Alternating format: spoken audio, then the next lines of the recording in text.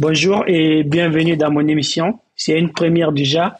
Du coup, je me suis lancé dans cette émission. C'est juste inviter des personnes qui viennent parler de politique ou même des faits divers en fait.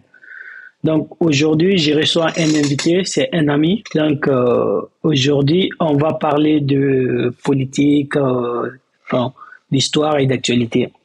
Donc sans plus tarder, je vais laisser l'invité se présenter. Bonjour à tous qui nous regardent. Bon, ça dépend de là où vous êtes, si en Amérique ou en Asie. Bonjour, bonsoir. Mon nom est Bangoura Mohamed, panafricaniste de conviction et kémite de confession. Ok, Mohamed. Bon, bah, Mohamed, tout est dit. Je crois que tout est dit. Donc, aujourd'hui, pour commencer le sujet, je pense que on va essayer de parler de politique générale d'abord. Et vu que, enfin, on est guinéen pour cette première émission, donc en deuxième partie, on va parler de la Guinée, de la situation socio-économique de la Guinée, parce que il y a des choses à dire pour le coup. Et après, l'actualité oblige, on va parler des cas.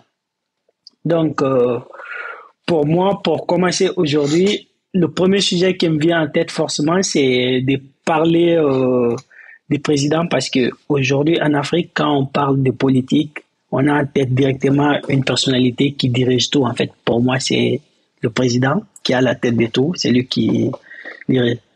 Et pour toi, quel est ton meilleur président africain ou ne serait-ce que du monde aujourd'hui? Merci pour la question et j'espère que la réponse que je vais donner sera partagée par ceux qui pensent de la même façon que moi, Bon, mais après, aussi acceptée par ceux qui pourront avoir un peu des idées contradictoires par rapport à ce que je vais exprimer tout à l'heure. ouais, Par rapport à ce problème, à cette question de président, ouais, je ne peux directement vous dire quel est le meilleur président du monde ou quel est le meilleur président de la Guinée sans donner d'abord les raisons pour lesquelles je soutiens tel ou tel président. d'accord, ok. OK. Donc, pour cette question, pour moi d'abord, comme dans tous les pays du monde, le rôle d'un président est de tout mettre en œuvre pour satisfaire les besoins de sa population, Effectivement. que ce soit dans le cadre de sa politique interne et externe. Ouais, Mais vu qu'aujourd'hui encore nous sommes dans un monde, bon, qu'on parle tout souvent de mondialisation, le rôle d'un président ne peut se limiter à ce qu'il fait dans son État, mais aussi à l'extérieur. ouais, Donc, si nous voyons aujourd'hui, par exemple en Afrique, les présidents qui ont une forte influence dans leurs États respectifs, mais qui ont peu d'influence à l'international, on se dit souvent, bon, vous voyez les critiques qui sortent par rapport à ce côté. ouais, Mais pour venir maintenant à ta question, je dirais moi, le meilleur président du monde, parce que pour l'Afrique, je n'ai pas le choix là-bas, je suis derrière beaucoup de présidents là-bas, étant ouais, panafricaniste. ouais. Le meilleur président du monde, c'est Poutine. C'est Poutine. Ah ouais, c'est, C'est je M. m'attends. Vladimir Poutine. Bon, pourquoi je dis Poutine? Si nous regardons aujourd'hui la situation au niveau, bon, au sein d'abord de la Russie, Ouais, nous voyons la politique qu'il mène arrange sa population. ouais, C'est pas sa population. Nous voyons aujourd'hui que 90% de la population russe est derrière Poutine pour sa politique interne. d'accord. Et si nous voyons aussi sur le plan international avec, comment on appelle ça, le mouvement le plus combattu actuellement du monde, les BRICS, Ouais, nous voyons le rôle que Poutine joue dans les relations internationales qui ne cause tort à aucun pays dans le monde. Donc, si nous nous retenons au niveau de l'Afrique, les meilleurs présidents pour le moment sont les présidents qui se battent pour redonner à leur pays l'image que ces pays avaient au moment de l'indépendance. Par exemple, le Mali, je vais dire, le Burkina et le président du Niger. Ah, Donc, au niveau de l'Afrique, je pense que c'est trois mes meilleurs présidents. ah ouais, ok. Bah, enfin, un peu un panafricaniste, quelqu'un qui va à l'encontre de l'ordre mondial, quoi. Je m'attendais à tout sauf cette réponse de ta part, mais bon, c'est ton choix et puis on discute pas, quoi. Parce que, enfin, je sais pas, j'ai envie de demander quand même, mais est-ce que pour toi, quelqu'un qui, parce que pour moi, c'est pas le cas, mais est-ce qu'un président qui fait 5 6 enfin, 5 10 ans, 20 ans, 30 ans au pouvoir, est-ce que Mhm. techniquement, il peut être considéré comme un bon président, en fait. Parce que pour moi, dans un bon président, c'est déjà quelqu'un qui part, en fait, qui cède sa place.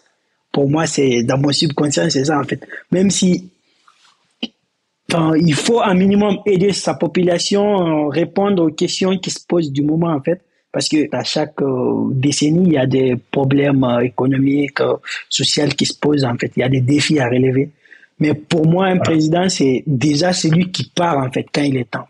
Et quand tu refuses de partir, c'est un peu plus compliqué pour moi de dire que tu es un bon président. Et aussi, je ne conçois pas quelqu'un qui est venu par les armes, même s'il fait quelque chose de bien. Il est venu enfin, de manière pas légale où il a violé enfin, la Constitution, des trucs comme ça. Je ne peux pas concevoir qu'une telle personne soit citée parmi des personnes, enfin, parmi l'élite, quoi. Mais bon, après, à chacun son choix. Et Mhm. je comprends, en fait, ce que tu veux dire, mais bon, pour moi, c'est un peu bancal, en fait. Ça part à l'encontre de mes idées. OK. Euh, je ne peux rester sans réagir par rapport à ce que vous venez de dire. Ouais, J'espère que vous me donnez l'occasion. Si je comprends un peu, vous parlez de la démocratie, ouais, hein, ouais. et apparemment vous êtes contre le coup d'État qui se passe actuellement sur le continent. Ça, c'est sûr, ça, c'est sûr. Après, Merci.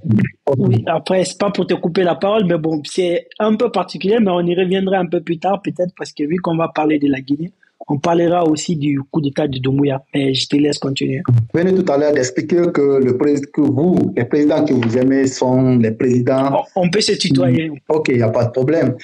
Mais moi, je suis un peu habitué À dire vous vous, voyez quoi, les ok. gens, donc vous me laisserez aussi, vous voyez, c'est pas un problème pour moi. Ouais, Donc, par rapport à ce sujet, laissez-moi vous dire que même si on n'est pas encore arrivé sur ce thème, si vous parlez des principes démocratiques, essayons d'abord de définir la démocratie et comprendre un peu comment les démocraties fonctionnent dans le monde en prenant l'exemple sur les grands pays aujourd'hui qu'on appelle les pays de la démocratie. ouais, Comment les définir bon, de façon très courte, on dit que la démocratie est le pouvoir du peuple, par le peuple. par le peuple et pour le peuple. Ouais, Et si nous prenons cette définition un peu plus large, c'est comme pour dire que la démocratie est un système politique fondé sur la reconnaissance des libertés individuelles et collectives dans lesquelles les peuples participent directement à la vie politique ou par l'intermédiaire de leurs représentants. ouais, Donc, cela ne nous explique pas, même si la démocratie a ses principes, mais c'est par pays. Chaque pays a son système administratif, même ouais, si, même si elle est une démocratie, mais elle peut quand même avoir son système qui respecte un peu les règles de la démocratie. Et vous pouvez voir, ce n'est pas dans, si nous prenons les explications, ce n'est mentionné dans la définition de la démocratie en aucun cas qu'un président doit faire 2 ans ou 3 ans. Vous parlez ou bien 5 ans ou de façon alternative comme vous le voulez maintenant là. Vous ouais, connaissez comment fonctionne la démocratie allemande par exemple. Merci. Ce problème est aujourd'hui un grand problème pour un continent comme l'Afrique. ouais, Moi, je pense que les pays africains, comme l'a dit le président Mamadi Doumbouya quand il est allé à l'ONU là-bas, ouais. les pays africains doivent certes accepter la démocratie, mais doivent œuvrer en sorte que cette démocratie ressemble un peu à leur vision du monde. Ça, c'est sûr, je partage cette idée. Merci. Donc, dire que vous aimez un président qui reste ou qui part, c'est comme dire que, par exemple, les pays où ces problèmes sont les pays qui ne respectent pas la démocratie. Non. Chaque pays a sa façon de gérer sa démocratie. Chaque pays doit avoir sa façon de de gérer son système administratif. Et ce qui manque aujourd'hui à l'Afrique, je crois que c'est ce problème. Mais comme nous allons débattre, nous sommes dans un débat et que c'est les sujets qui vont venir, j'aimerais quand même vous expliquer que ce soit par coup d'État ou par les élections, ce qui compte. À partir du moment où toi, il travaille, il fait l'affaire de la population, ça ne te dérange pas? Ça me dérange, ce côté ne me dérange pas. D'accord, ok. Bah, c'est compris. En tout cas, enfin, moi, personnellement, ça me dérangerait un peu quelqu'un qui vient par des armes ou quelqu'un qui vient parce qu'il a violé les principes même qui ont été régis par la société, en fait. Je comprends pas ça. Mais bon, après, à chacun ses trucs et du coup, on essaie d'avancer. Je ne sais pas aussi pour couper votre parole, j'aimerais vous donner un exemple sur ce côté, parce que vous parlez des coups d'État et il me faut expliquer que c'est pas, par exemple, c'est pas en Afrique d'abord ces coups d'État ont commencé, parce que dans beaucoup de pays que nous disons aujourd'hui démocratiques ou des pays développés ont aussi des coups d'État. Si nous prenons par exemple l'exemple sur la France avec le coup d'État du général de Gaulle, il ne parle pas de ça comme coup d'État, mais en 1940, le général de Gaulle, dans son appel à la nation, il y avait déjà un président qui était élu, qui était là comme président, qui dirigeait la France. Cet acte est considéré aujourd'hui par beaucoup comme un coup d'État, mais comme dans le contexte dans lequel se trouvait la France à l'époque avait besoin d'une personne comme le général de Gaulle, son coup d'État, vous voyez, aujourd'hui n'est pas qualifié de coup d'État, mais c'est qualifié de mouvement du peuple. D'accord, je vois ce que tu veux dire, je vois ce que tu veux dire.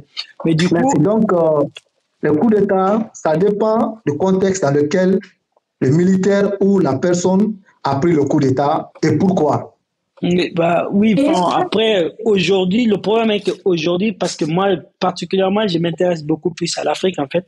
Aujourd'hui, le contexte des coups d'État en Afrique s'explique, enfin, personnellement, je vois vraiment comme si c'est une opportunité qui se présente, en fait, de upgrade leur niveau de vie sociale ou leur niveau de vie économique, en fait, et qui leur motive plus que par le fait de venir en aide à la population ou de faire des trucs bien pour la population. Contrairement au général de Gaulle, sur lequel tu parlais tout à l'heure, le contexte, il était différent, en fait, parce que c'était un contexte de Seconde Guerre mondiale. Oui, Seconde Guerre mondiale, je ne me trompe pas.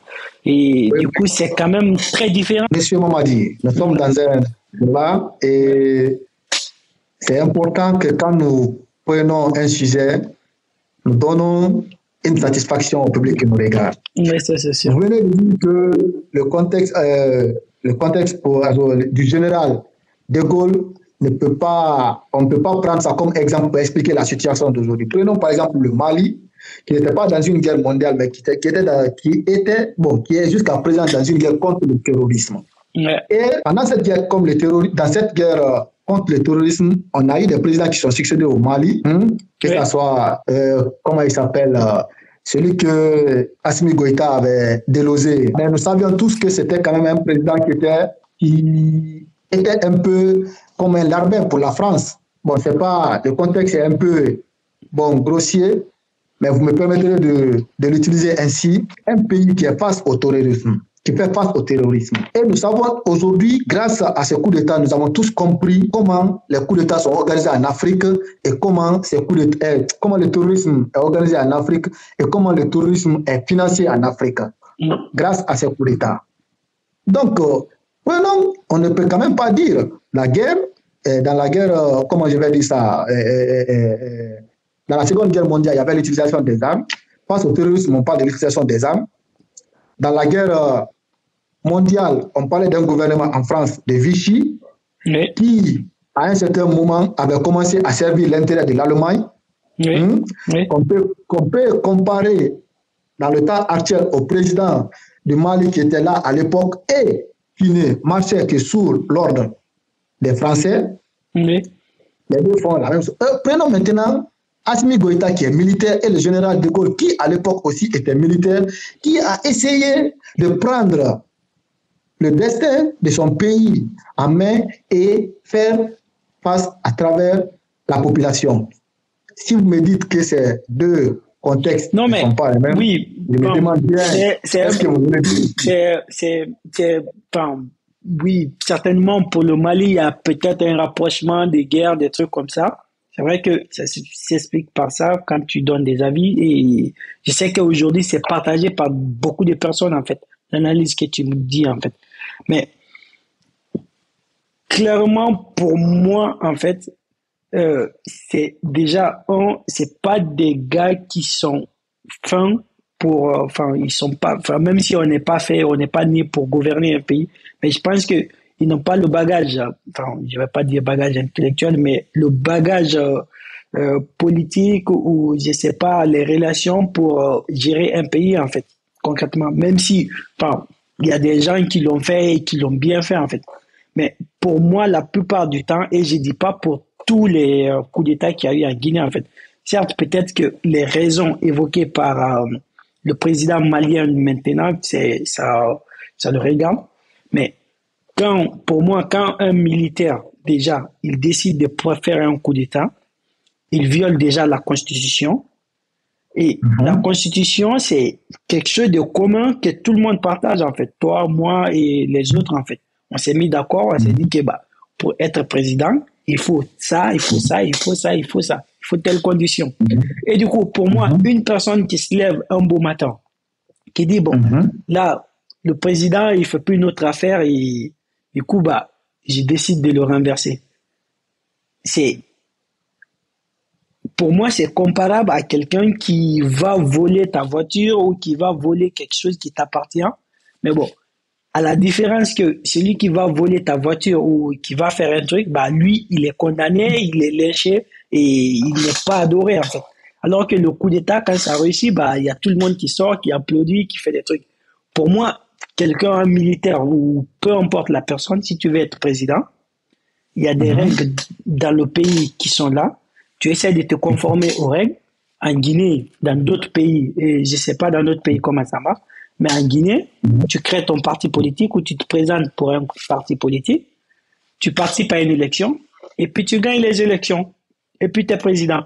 Mais bon, on y viendra sur le cas de Mamadi Doumbouya, même si il y a des pour et des contre. Même moi, enfin, j'étais un peu contre, j'étais un peu pour au début, mais maintenant je suis contre. Mais bon, on va en parler un peu plus tard parce qu'il faut avancer sur le sujet. À moins que tu veux donner des réponses, mais je te donne le droit des réponses, bien sûr.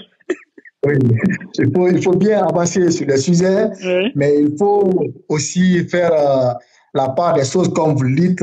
Vous n'appréciez pas un militaire qui se lève un matin dans un pays de démocratie où il y a la constitution, où tout le monde a le droit de devenir président s'il en a le moins, bon, je vais dire financier et intellectuel. Je vous comprends très bien, mais n'oubliez pas que dans les pays de la démocratie, le pouvoir est là pour le peuple. Ouais. Donc, la Constitution elle-même, elle est là pour défendre ce peuple-là. Si vous demandez aujourd'hui du respect de la Constitution pour accéder au pouvoir, pourquoi ne pas respecter la même Constitution pour rester au pouvoir ou pour quitter le pouvoir? Oui, bah oui, justement, il faut la quitter quand il est temps. C'est que moi je réclame, c'est de la respecter. Il y a quelque chose qui est là, qui est partagé par tous. Il faut la respecter. Et c'est tout ce que moi je demande en fait. Je suis très bien d'accord avec vous, M. Mamadi. Mais c'est la question que je viens de vous poser. Ce n'est pas pour faire un peu de la tautologie. Je vous ai demandé un pays où celui qui est le garant de cette constitution, celui qui est chargé de garantir cette constitution, celui qui est chargé de garantir la démocratie dans un pays, lui-même devient le symbole de non-respect de cette constitution, de cette même démocratie. Qu'est-ce que vous reprocherez à un militaire qui viole la même constitution pour accéder au pouvoir? Bah, justement, en but de satisfaire les besoins du peuple. Justement.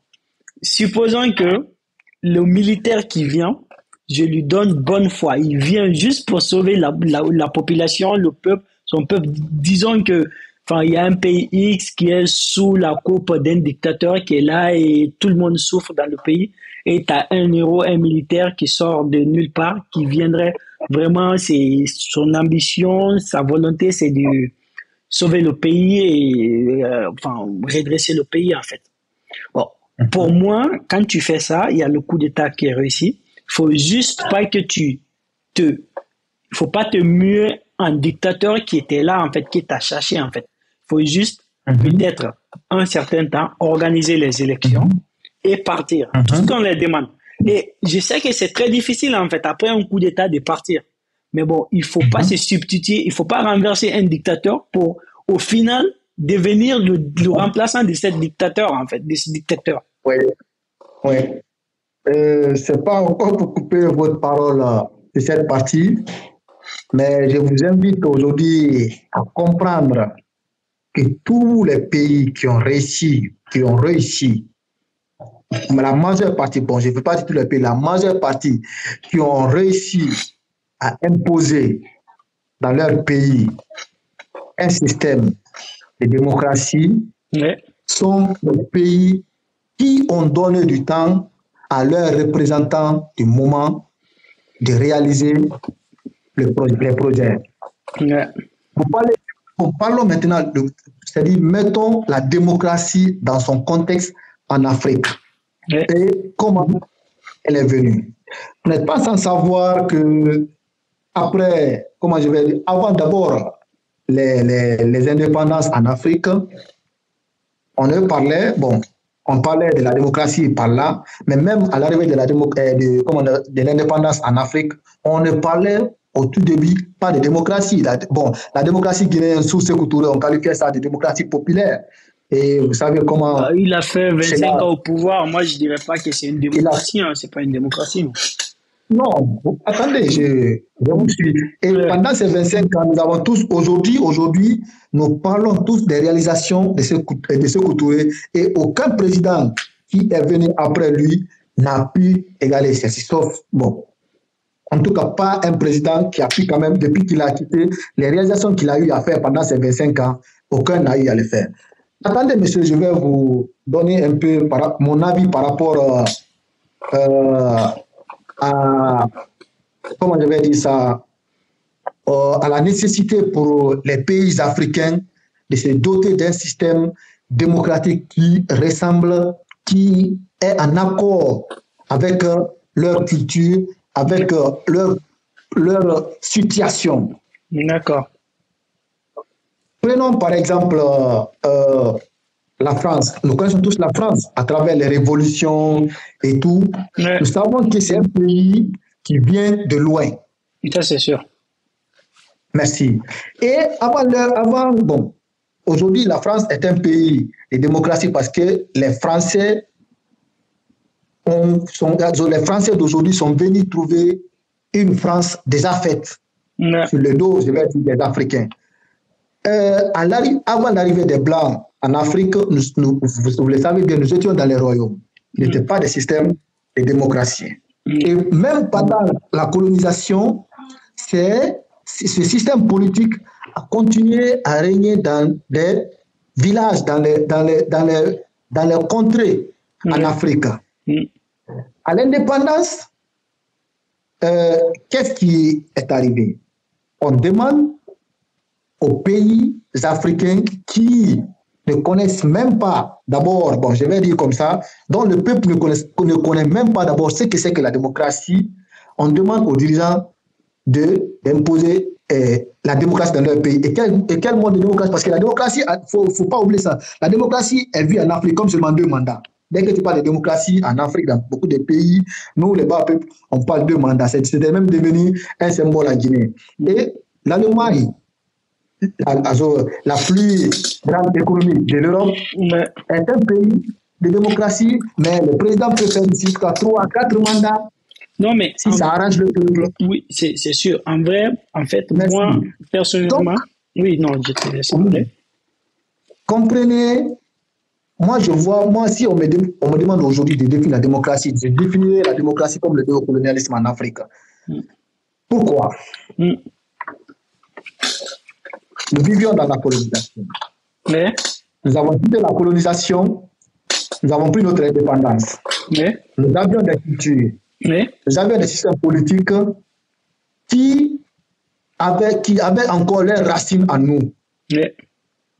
C'était le moment de laisser le peuple africain elle-même mettre son système politique en place, parce que nous avions à l'époque des intellectuels, mettre son système politique en place, ressemblant aux cultures, aux mœurs et au système politique ancien même des pays africains. Je crois que ça arrangerait mieux, cela arrangerait mieux les Africains que la démocratie que l'Europe nous a imposée aujourd'hui. Comment pouvez-vous expliquer que, je vous donne un exemple bien au niveau de la famille. Je suis un parent. Vous, Mamadi, je viens, je m'impose sur vous. Je vous pille, je prends tout ce que vous avez comme bien. Je fonde ma famille. Je deviens riche. Je mets un système bien établi dans ma famille.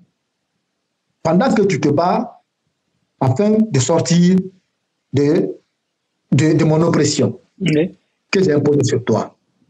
À la sortie de ça, je demande maintenant, moi, je te demande d'imposer le même système que j'ai imposé sur moi, malgré que tu n'as rien. C'est-à-dire, mes enfants mangent bien, ils dorment bien, ils partent bien à l'école, ils ont tout. Je dis à vos enfants, votre père doit vous mettre dans les mêmes conditions que mes enfants. Je ne te donne même pas le temps de te reconstituer ta famille. C'est exactement ce qui est arrivé aux pays africains. Ils étaient là, ils ont pillé ces pays africains, ils ont pris toutes leurs ressources, ils ont mis des systèmes en place qui continuent encore de piller ces régimes. Et qu'est-ce qu'on leur demande?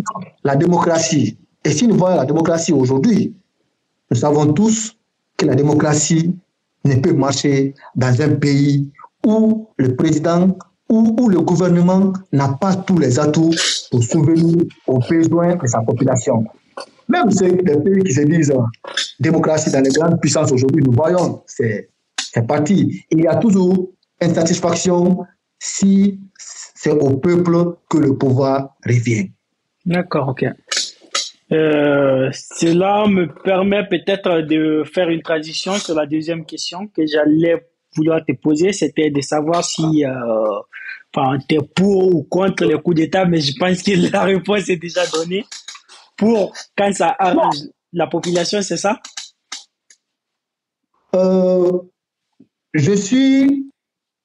Vous savez, avant de parler de coups d'État en Afrique d'abord, oui, il faut parler de l'origine de ces coups d'État.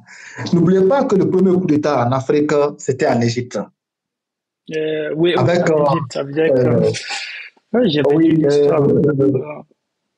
sous le roi, j'ai oublié le nom du roi. Bon, c'était, je crois, j'ai oublié. C'est pas grave. Si je me rappelle plus, mais j'avais lu l'article dans Jeune Afrique en tout cas. Oui, c'est le roi Farouk. C'est le roi Farouk exactement en 1952. Et depuis, il y a eu plus de 100 coups d'État réussis en Afrique, dont le Soudan à la tête, soit 17 coups d'État. Comprenez quelque chose. Lorsque nous sommes sortis de la colonisation, vous savez tous que les mouvements de colonisation ont été menés par les hommes qui voulaient vraiment libérer l'Afrique. Yeah. Même que l'Europe ne voulait pas se débarrasser de l'Afrique. Yeah. Que les puissances colonisatrices ne voulaient pas se détacher de l'Afrique. Yeah. En Guinée, par exemple, on avait Sékou Touré, on avait Patrice Lumumba au Congo. On avait, comment je vais dire ça il y avait au fait en Côte d'Ivoire, il y avait Modibo Keïta au Mali, il y avait Senghor au Sénégal. Bon, comprenez, je viens pas à pas. Et parmi ceux qui ont pris, comment je vais dire ça, le pouvoir en Afrique à l'époque, c'est-à-dire les grands combattants pour l'indépendance, il y avait ceux qui avaient automatiquement refusé de jouer le rôle de l'ancien maître. Ouais. Et qu'est-ce qu'on a fait à ce pays? L'exemple de la Guinée est là. Combien de fois les Français essayent de piller l'économie guinéenne en introduisant, comment je vais dire ça, les faux billets. L'histoire des faux biens. Ouais. L'histoire des faux billets. Combien de fois les présidents... Jusqu'à présent, il y a des gens qui contestent cette histoire, malgré que la France a reconnu quand même certains faits, mais il y a toujours des gens qui n'y croient pas, en fait, qu'il y a eu ces trucs pendant le régime des Sékou. Je ne sais pas si c'est permis en direct. J'allais vous montrer un livre tout à l'heure qui peut-être que vous pourrez aussi lire après. Je crois que ça intéresse cette partie du débat. Après, tu fais une capture, je mettrai lors du truc. Il n'y a pas de problème. Donc, le titre du livre, c'est Les tiers de la République. Dans ce livre, on explique clairement comment la France, au début des indépendances en Afrique, procédait à l'élimination des présidents qui ne faisaient pas la volonté de la France dans les pays. Non, mais même moi, j'ai un peu écouté les témoignages de Jacques Foccart, qui a reconnu, il n'a jamais reconnu les trucs et il a toujours dit que Sékou Touré exagérait, mais bon. J'ai lu quelques reconnaissances quand même. Il y a eu notamment des tentatives de déstabilisation à l'encontre du président Sékou Touré. Ça, c'est sûr. Il y a eu tentative de déstabilisation à l'encontre de tous les présidents qui étaient déterminés à, comment je vais dire ça, à donner à leurs États ce que ces États méritaient. Non, mais justement, en fait, mais maintenant, on n'est plus, en tout cas, je considère qu'on n'est plus sous la coupe de l'État français ou de peu importe quel État, en fait. Les présidents africains, ils ont quand même maintenant cette chance de pouvoir choisir avec qui traiter, en fait. Du coup, est-ce qu'on peut toujours expliquer les coups d'État qui surviennent en Afrique par l'ingérence des grandes puissances? Je pense pas, toujours pas, en fait. Parce que quand tu prends l'exemple du Niger, c'était contrôlé par la France, mais il y a quand même eu un coup d'État, en fait. Donc, c'est pas toujours les grandes puissances qui font des coups d'État en Afrique, en fait. C'est pas toujours les grandes puissances qui font des coups d'État en Afrique. Ouais.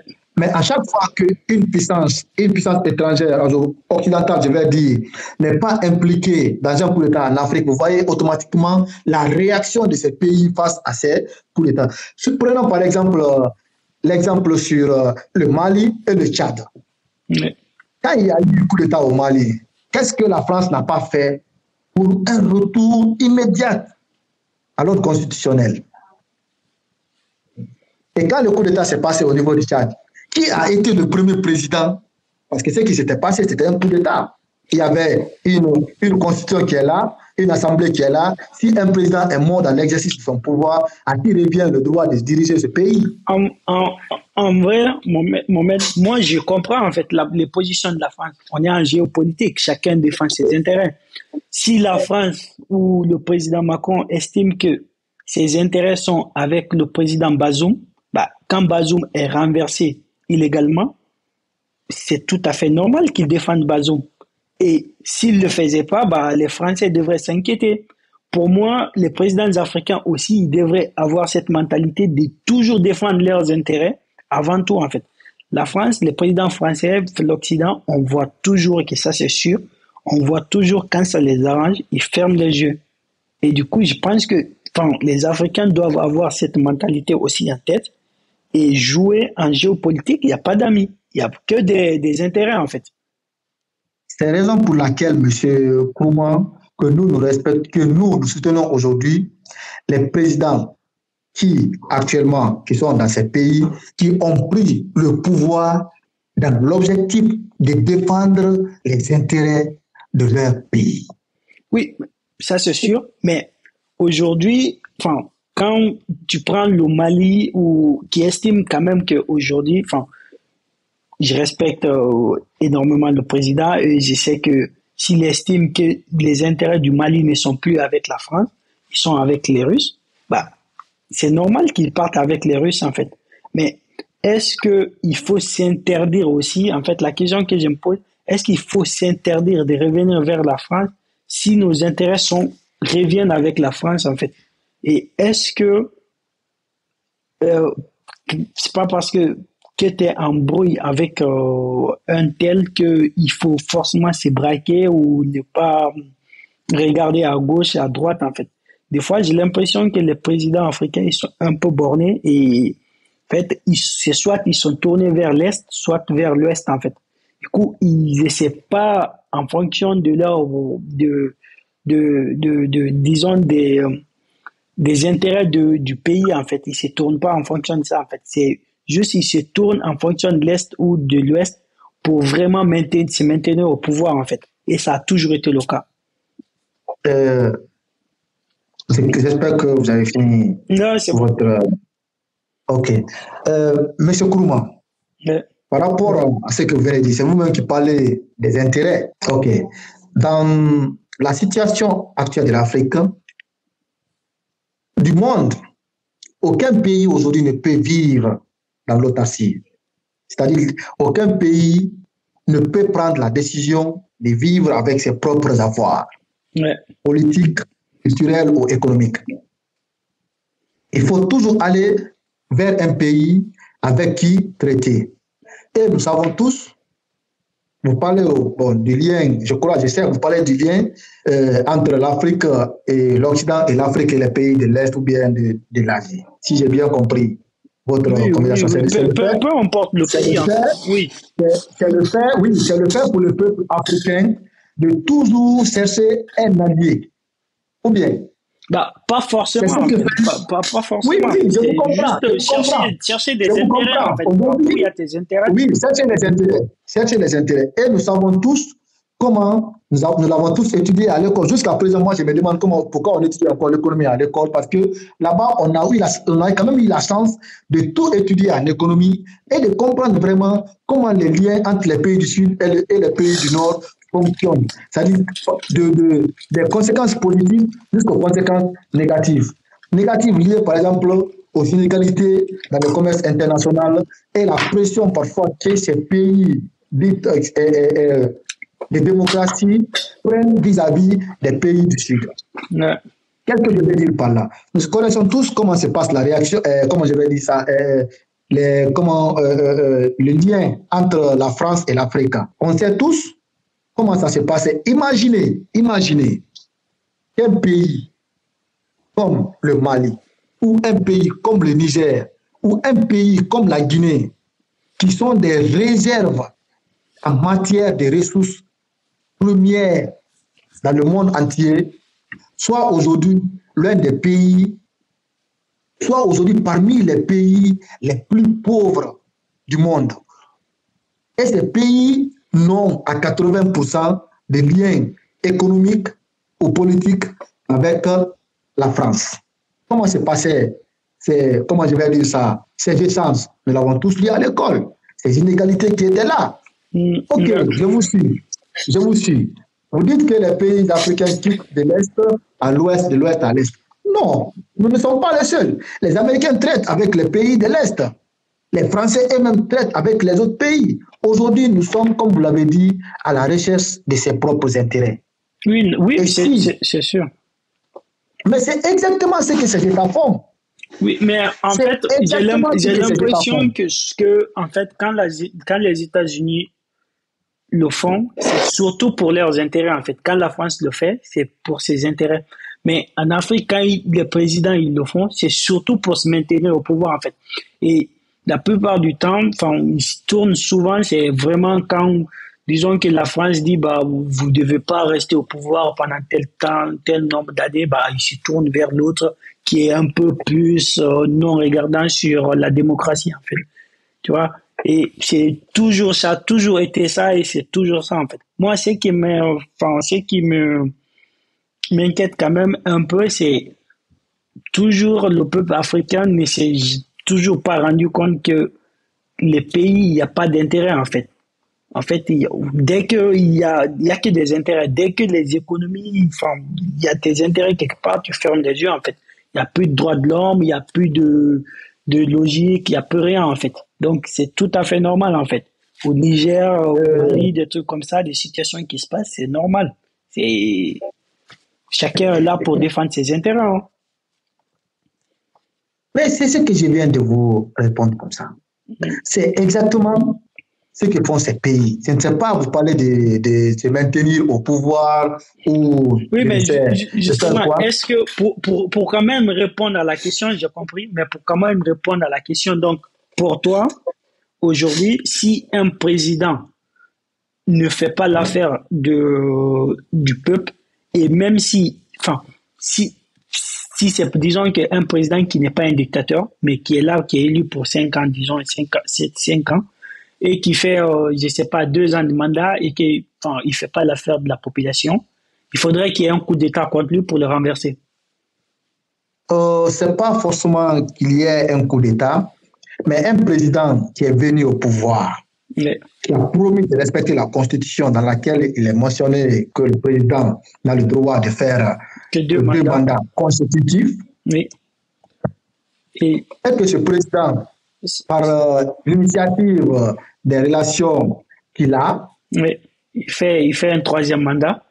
il change la Constitution, Oui, hein, il se représente et devient président.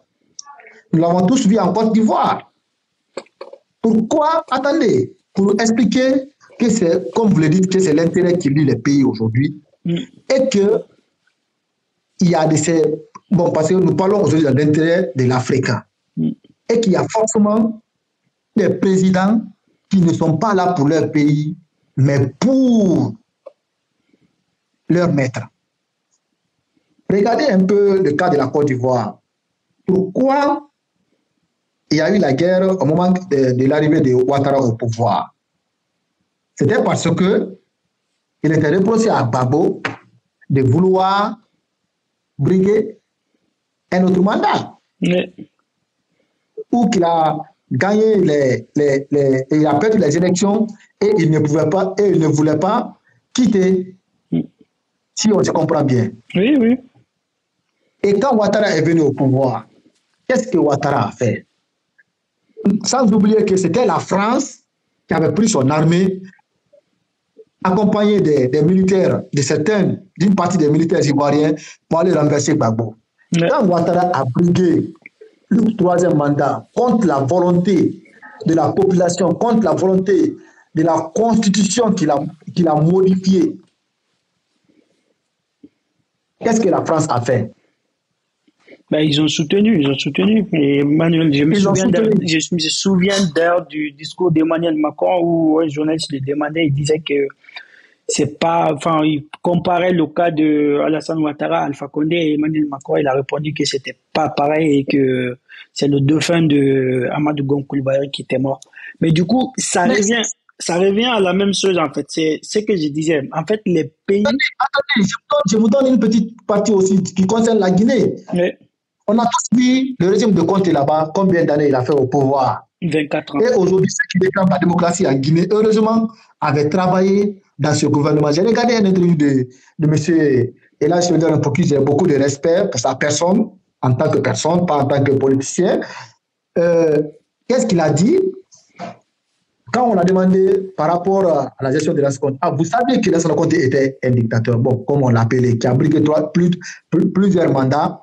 Mais vous étiez dans son groupe, vous avez été dans son gouvernement, vous avez travaillé et vous ne l'avez jamais dénoncé. Qu'est-ce qu'il a répondu? C'était pas pareil. Vous dénoncez Alpha Condé aujourd'hui, vous n'avez pas dénoncé Lansana Conté pendant que vous étiez dans son gouvernement. C'était pas pareil. C'est tout ce qu'il dit quand ils n'ont pas d'argument face aux questions qui les embarrassent. Oui, mais franchement, c'est ça, j'ai dit, en fait. Ça revient à la même chose. En fait, les gens, il n'y a que leurs intérêts qui priment. Et les Africains doivent avoir ça en tête. Que ce soit les leaders politiques, que ce soit les grandes puissances. Il n'y a que quand les intérêts y convergent qu'ils se mettent d'accord pour dire bah ça c'est logique, ça c'est pas logique. Sinon, ce que tu dis pour Ouattara, pour son troisième mandat, c'est illogique en fait de le soutenir en fait. À partir du moment où il est passé par des stratagèmes pour modifier la Constitution. Mais bon, est-ce que aussi cela mérite un coup d'État en fait? C'est Certainement, là, oui. Certainement, oui, je sais pas. Mais pour moi, le militaire qui viendrait après ce coup d'État devrait peut-être organiser des élections et partir au bout d'un certain temps, en fait. Mais pas se substituer aussi à un autre dictateur. Et enfin, je sais pas, pour terminer, peut-être avancer sur le sujet parce que ça va me faire trop de montage après. Et peut-être, enfin, on va essayer de discuter des solutions à apporter pour peut-être empêcher ces problèmes. euh, par rapport à cette partie de trouver des solutions, Mais, la seule solution, je l'ai dit depuis bien au début, est que les pays africains se dotent d'un système politique qui non seulement répond aux besoins culturels de leur peuple, aux besoins politiques de leur peuple, mais aussi aux besoins économiques de leur peuple. Et ce système, je ne le trouve pas dans la démocratie actuelle adoptée par beaucoup de pays africains. mais justement, c'est le discours de tous les présidents qui prennent le pouvoir par les armes, en fait. Et je me rappelle d'ailleurs que il n'y a pas très longtemps, Mamadi Doumbouya tenait le même discours, en fait. Je ne dis pas ça, si vous voulez, si vous avez du temps, Mm. on peut décortiquer les insuffisances de la démocratie en Afrique. Oui, non, mais c'est sûr Si, que enfin, ça prouve à suffisance les coups d'État à répétition, les présidents qui se maintiennent au pouvoir en modifiant la Constitution. C'est sûr que enfin, il faut être aveugle pour dire que ça n'a pas de limites, en fait. Ça a ses limites, c'est sûr. Mais bon, le problème est que c'est un problème d'homme et de confiance, en fait. Les gens qui viennent, ils profitent toujours de cette occasion pour dire on va réviser tal, on va réviser ça, on va réviser ça pour vraiment par la suite s'est transformé en dictateur en fait. On l'a vu avec Conté qui est resté 24 ans au pouvoir. Alors que dès qu'il est venu, il avait proposé une constitution, la loi fondamentale. Mais bon, au final, il a quand même pu rester au pouvoir pendant un certain temps. En tout cas, moi je pense que franchement, en Afrique, on devrait faire des lois en fait immuables qui ne peuvent pas changer. Comme à l'image des États-Unis avec leurs amendements en fait. Voter un certain nombre de lois qui sont immuables pendant peut-être 100 ans. Parce que enfin, aux États-Unis, le truc de port d'armes, je trouve que c'est absurde maintenant, c'est révolu. Même si à la période où ils l'avaient mis dans leur amendement, c'était normal peut-être, mais maintenant c'est révolu en fait. Donc ne pas tomber dans la même erreur, peut-être voter des lois, des trucs comme ça, qui sont immuables pendant 50 ans, et peu importe le président qui vient, jusqu'à cette date, il ne peut pas changer le nombre de mandats. En fait, il y a des lois, en fait, peut-être un certain nombre de lois de 10 ou je ne sais pas, des trucs comme ça, 10 au nombre de 10, 20, 30, 40, qu'il peut pas modifier, qu'on ne peut modifier dans le pays pendant 50 ans. Et quiconque déroge à cette règle, bah, la sanction, elle est énorme, comme pas possible. Et je pense que mais c'est ça qui va résoudre peut-être la solution. vous parlez de ça, ouais, dans des pays comme les États-Unis d'Amérique, des trucs comme ça là. Comment pouvez-vous expliquer la situation? Je vous pose une question. Les États-Unis, par exemple, qui est une grande puissance, qui a une grande armée, Oui. ou c'est-à-dire les personnalités politiques, il ne faut pas oublier ce point, où les personnalités politiques sont, je vais dire, ont tellement d'influence sur le peuple, c'est-à-dire où la loi est respectée à la lettre, je vais dire. Seuls ceux qui sont à la tête peuvent la violer. Bon, vous parlez d'un pays où même les règles qui sont mises pour aller vendre sur les marchés ne sont même pas connues par la population, par le peuple. Oui, mais justement, c'est pour cela, maintenant, enfin, l'élite, il profite pour Oui, faire des bagouilles, en fait. non, Donc, justement, je pense qu'il faut...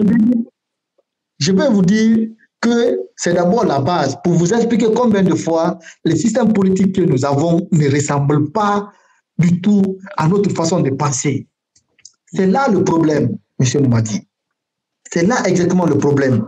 Aujourd'hui, vous pouvez proposer 1000 solutions à la Guinée, mais tant que la Guinée n'a pas un système politique qui est en lien avec la façon de penser du peuple guinéen, on ne peut pas y aller.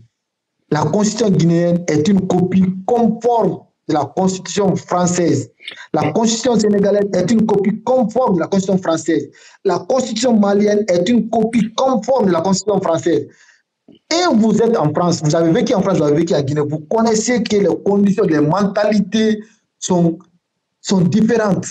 Mais le problème est que aujourd'hui, ceux qui vont aussi rédiger cette nouvelle constitution, ils sont forcément influencés par d'autres puissances. C'est soit, enfin, on ne peut proposer que ce qu'on a vu ailleurs ou ce qu'on a entendu en fait. C'est très difficile de créer des trucs comme ça, surtout que quand on voit des modèles qui marchent ailleurs, on ne peut être tenté que de les importer en fait. Aujourd'hui, je pense que ceux qui vont proposer, en tout cas pour la majeure partie de ces pays où c'est, enfin, disons que la révolution est en marche, va être encore des copier-coller en fait des textes qui seront peut-être adaptés ou pas, mais bon, je pense qu'il y aura toujours moyen en fait pour les présidents. À partir du moment où le président en Afrique, c'est comme un demi-dieu en fait, où il est vénéré, disons en fait. Donc, pour moi, quels que soient les trucs, il peut en fait. Il faut juste des interdits en fait pendant un certain nombre d'années et puis c'est fini. Et la plupart du temps, en tout cas, ce qui ramène des coups d'État, c'est souvent cette longévité des présidents. Et ça s'explique en fait. Le fait que les présidents veulent se maintenir au pouvoir. Parce que la Constitution les interdit de durer au pouvoir. Oui. Oui. Mais aujourd'hui, vous parlez de durer au pouvoir. Je veux que vous sortez un peu de ces cadres parce que si vous prenez l'exemple aujourd'hui sur M. Paul Kagame, qui a duré au pouvoir, mais qui aujourd'hui donne une image presque satisfaisante à sa population. Sa population. Justement, pour moi... Si vous restez accroché au principe de la démocratie. Mais au Rwanda, c'est la démocratie que je vous voyais comme ça. Une démocratie qui n'est pas occidentale. Au Maroc, qui peut reprocher au roi marocain de ne pas d'être je ne sais pas quoi. Qu'est-ce que la Guinée peut reprocher au roi marocain? Justement, moi, c'est pas le principe de la démocratie que je veux qu'il soit appliqué, en fait. Ce que je veux, c'est vraiment quand on se met d'accord sur des règles, sur des principes, il faut que ces principes soient respectés. Soit on dit que, c'est un royaume, c'est telle famille qui va diriger, tout le monde se met d'accord, et c'est bon, et c'est la lignée de cette famille qui va diriger. Moi, il n'y a aucun problème, en fait.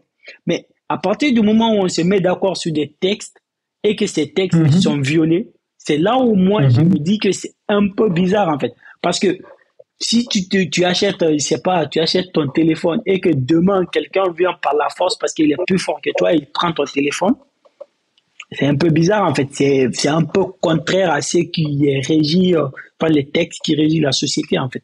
Du coup, moi, c'est juste ça qui me dérange. Mais bon. Sinon, l'idée de dire que quelqu'un règne, quelqu'un reste ou pas, à partir du moment où il fait l'affaire de la population, ça me dérange pas, en fait. Mais si les textes disent que tu dois rester 2 ans et que tu dis 3 ans, t'es en infraction, en fait, pour moi. Moi, je vous comprends. Et ce que moi, je propose sur cette partie est que nous définissons la démocratie à l'africaine. Ça, c'est un. Deuxièmement, nous adoptons, nous mettons en place des constitutions, comme je l'ai toujours dit dans tous les débats. Nous nous dotons des constitutions ou d'un système administratif qui répond vraiment non seulement à nos besoins, mais aussi aux réalités de nos pays. D'accord. C'est ce côté-là. Ok, bon. Au moins, c'est dit. Du coup, on va essayer de se concentrer maintenant sur la Guinée. et particulièrement sur notre cher grand président, bon, grand par la taille et par les idées aussi. Quelle est ton opinion sur la personne en fait? Sur la personne du président Mamadi Doumbouya. OK. Bon, moi, du côté du président Mamadi Doumbouya, il faut savoir que depuis le 5 septembre, alors, depuis son arrivée au pouvoir, c'est quelqu'un en qui, jusque-là, d'abord, je ne vois, bon, dans sa gestion, je ne vois aucun problème. Mais posons-nous les vraies questions pour parler de l'histoire de la Guinée. Vous savez, si on vous explique l'histoire de la Guinée et que vous dites, ah, j'ai compris, c'est qu'on on t'a expliqué ça de façon très rapide. Mais ça, c'est sûr. Est-ce que vous comprenez? Mm. Nous avons eu Sékou Touré ici. Je crois qu'il y a eu une manifestation à son temps. Nous avons dit qu'il n'est pas bon. Beaucoup le critiquent aujourd'hui. Après, nous avons eu Lassana Conté. Nous avons vu aussi ce qui n'allait pas à son temps. Après Lassana Conté, nous avons eu, je crois, Dadis. Nous avons tous eu ce qui n'allait pas. Ouais. Après Dadis, nous avons eu même Sekouba Konaté et Alpha Condé. Et maintenant, nous avons Mamadi Doumbouya. Tous ont des problèmes et les Guinéens continuent toujours de manifester son mécontentement. Ouais. N'est-il pas temps de se poser la question de savoir que veut vraiment le Guinéen? À quoi aspire le peuple de Guinée? Vous savez, en cherchant à trouver solution à cette question, on aura peut-être la chance de proposer une solution à la situation de la Guinée. Nous vivons dans un pays d'abord où le peuple, c'est-à-dire le peuple de Guinée, est en son sein divisé et ne réclame pas la même chose. Et je m'explique.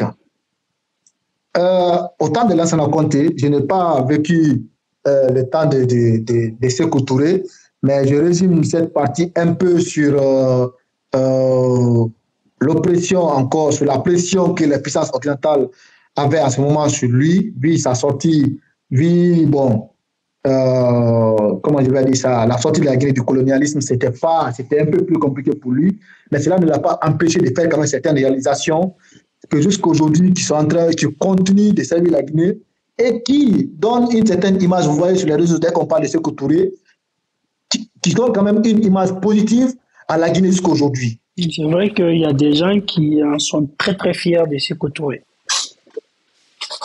Moi également. Donc, prenons le côté Lansana Conté, parce qu'il faut impliquer, il faut avoir le courage d'expliquer le problème de la Guinée de fond en comble, afin que, bon, aujourd'hui, nous ne pouvons que proposer des solutions. Ouais. Nous sommes la jeunesse. Moi, j'appelle d'ailleurs ce direct parole à la jeunesse.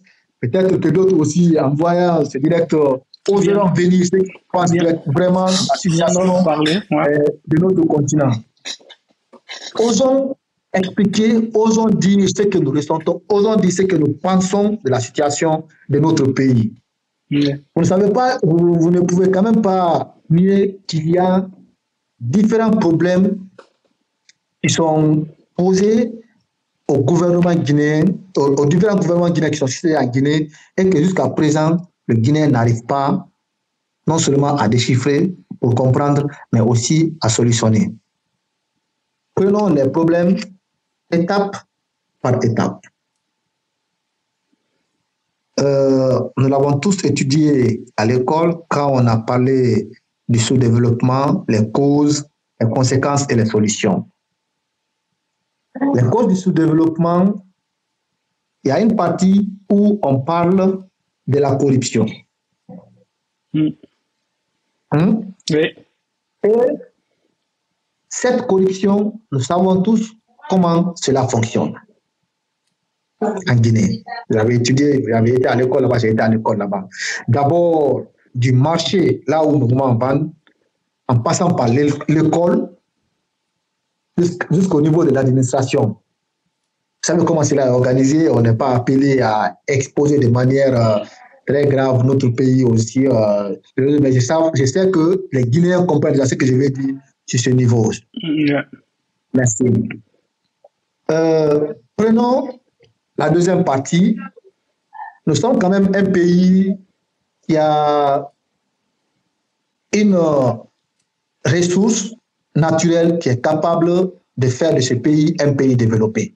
Yeah. Merci. Et aujourd'hui, à travers les recherches que nous avons menées, Yeah. nous nous rendons compte que la façon dont l'économie mondiale est organisée, jusque là où nous sommes, le système qui nous a été imposé et qui jusqu'à présent fonctionne ne peut pas permettre à un pays ou à un dirigeant d'un pays comme la Guinée de mettre tout en œuvre pour satisfaire, pour avoir comment je vais dire ça, pour faire de ces ressources un bien exclusivement de l'État, de cet État, de notre Guinée. Yeah. Pourquoi? Nous savons comment nos matières sont achetées. Nous savons comment le commerce international fonctionne, avec toutes ces inégalités. Et quitter de ce côté, je viens de parler de la corruption, nous savons à quoi notre mentalité a été habituée pendant le régime, par exemple, de Conté, parce que c'est là que ça a commencé. Et ce côté, bon, pour ne pas élargir un peu le direct, vous savez comment cela aussi se passe, non seulement l'inégalité dans le commerce, et ce que nous recevons, et puis jusqu'au temps de Mamadi, malgré, bon, il a beaucoup fait dans le cadre minier, mais vous-même, vous savez, nous ne recevons que 15% de ce que nous exportons, les bénéfices de 15% de ce que nous exportons. Selon la dernière statistique que j'avais lue, je crois, il y a de cela quelques mois, ce qui ne nous arrange pas.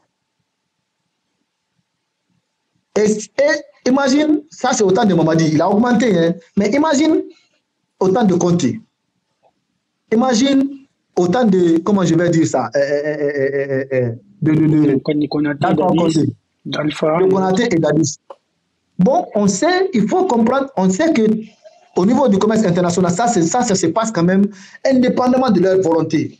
Il n'y a pas d'usine en Guinée, il n'y a pas d'usine de fabrique ou de transformation de ces ressources dans nos pays, mais ils sont obligés de vendre. Et comment vendre? Au prix que c'est, comment je vais dire ça, que les acheteurs veulent. Ouais. Donc, comprenons ce problème au niveau des gouvernants. Au sein de l'administration, on sait ce qu'il y a là-bas. On parle de corruption. C'est peu de pourcentage que nous recevons, c'est aussi partage entre eux. Et nous savons tous comment ça fonctionne en Guinée. Laissons ce côté. Bon, ce n'est pas... Bon, c'est un peu vous faire comprendre le problème au niveau de l'administration. Est-ce que vous comprenez? Que ce soit l'économie et tout. Bon, venons au niveau social. Ce qui empêche au président de comprendre réellement les besoins du peuple de Guinée. Vous ne pouvez quand même pas l'oublier. Vous ne pouvez quand même pas rester sans le reconnaître. Notre pays a une maladie, le peuple de notre pays a une maladie qu'on appelle l'ethnocentrisme, je vais dire comme ça. Et justement, d'ailleurs, on en parlera peut-être un peu plus tard. Mais bon, j'aimerais juste quand même que tu me donnes peut-être ton avis général, l'impression que tu as eu le 5 septembre. Je voudrais d'abord expliquer comment je comprends la situation de la Guinée avant de donner mon avis. Est-ce que vous comprenez un peu? Parce que si je donne comme ça mon avis, vous savez, nous sommes dans un pays où les critiques les gens ils font de la récupération, tu as raison. Merci. Donc, si je commence par donner mon avis, ils diront automatiquement, ah, il est de tel, il est de tel, il est de tel. Est-ce que vous comprenez un peu? Mais je crois, si je commence par expliquer réellement le fond de ma pensée afin de la donner à la fin, après, avant de juger, ils analyseront d'abord. D'accord. Si cela, bon, fait durer un peu, vous pouvez me le dire, je peux directement donner mon avis et puis on va aller de l'autre côté. Non, mais on peut aller. Je peux continuer? Oui. Merci. Donc, il y a ce qu'on appelle de l'ethnocentrisme dans notre pays. Et vous savez comment cela fonctionne. Quand Lassana Conté était là, moi j'étais encore petit, mais il faut le reconnaître. Je voyais toute la famille, vous savez, je suis Soso, vous savez, toute ma famille était pour le président. J'entendais des mots, c'est-à-dire dans la société. Si je réfléchis aujourd'hui, je me dis, mais comment ils pouvaient être, comment ils peuvent tomber au plus bas ainsi. Bon, c'est aussi des gens qui ne donnent que ce qu'ils reçoivent. Bah justement, aujourd'hui, nous, contrairement à nos parents, nous, jeunesse, on a eu cette chance de peut-être s'ouvrir un peu plus au monde, de voir ce qui se passe ailleurs. Donc, on est un peu plus au courant des choses. Et on Des sait choses. que, enfin, un président qui ne fait rien ou qui est vieux ou enfin, qui n'a peu la main pour diriger ne devrait pas rester, en fait, il devrait être remplacé, en fait. Donc, on a Merci. cette chance quand Donc, même. on a ce côté. Mais si s'il se trouve dans un pays où, vous voyez la France, s'il se lève pour, comment je vais dire ça, pour l'économie, c'est tout le monde qui se lève. S'il se lève pour l'agriculture, c'est tout le monde qui se lève. Ouais. Mais vous-même, vous voyez la Guinée. Au temps de Alpha Condé aussi, moi, il m'a été proposé de devenir anti-manifestant. C'est-à-dire anti-manifestant, c'est quoi? Je crois, vous le savez. Ceux qui sortent quitter Bambeto là, nous allons les bloquer la route au niveau de l'aéroport, des trucs comme ça. Mais celui qui est venu me proposer ça, quand j'ai réfléchi, j'étais parmi les jeunes de Bonfi qui, quand il y avait la grève à Bambeto, ils quittaient Bonfi jusqu'à Bambeto pour aller faire la grève dans l'objectif, parce que c'est ma nation. Comme les gens de Bonfi ne connaissent pas les problèmes du pays, ils vont aller là-bas. Et comment je vais dire ça? Moi, je quitte ce secte-là, j'enlève la pensée que je suis Soso, c'est la grève des peuples. Je pars là-bas. Mais je vous jure, un jour, j'ai failli me faire tuer là-bas. J'ai failli me faire tuer là-bas parce que je n'étais pas. Ah bah oui, purée. J'ai un ami ici, peut-être il regarde cette vidéo là-bas. J'étais parti avec lui là-bas. C'est moi qui l'ai pris. Il me dit, J'ai jamais ça c'est pour la participé à une Guinée. manifestation en Guinée. En tout cas, Oui, je me souviens je pas. l'ai pris. Je l'ai pris, j'ai dit, ça c'est pour la Guinée, ça c'est pour tes enfants, ça c'est pour demain. Lève-toi et allons. On part là-bas. Nous, on marchait, c'était pacifique ce jour-là. On a vu un caillou quitter d'une cour vers nous. Après, il y a mon ami qui a pris le caillou, il a aussi voulu jeter dans cette même cour. Il y a un qui est venu. Ça, c'est la cour des Peuls. On ne jette pas caillou là-bas.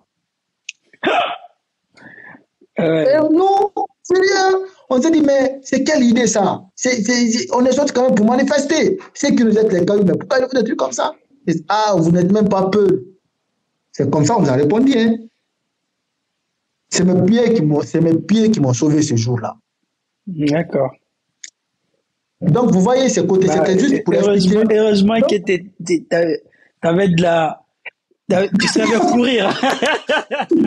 T'avais tes belles. Donc, vous voyez cet aspect, M. Mamadi, on a tellement de problèmes qui se posent que nous aussi. Bon, un président qui vient dans cette situation, le Malinké n'a pas les mêmes aspirations que le Soso. Le Soso n'a pas les mêmes aspirations que, comment je vais dire ça, que le Peul. Le Guerrier n'a pas les mêmes aspirations que le Soso. Comment voulez-vous qu'un président gère un pays pareil?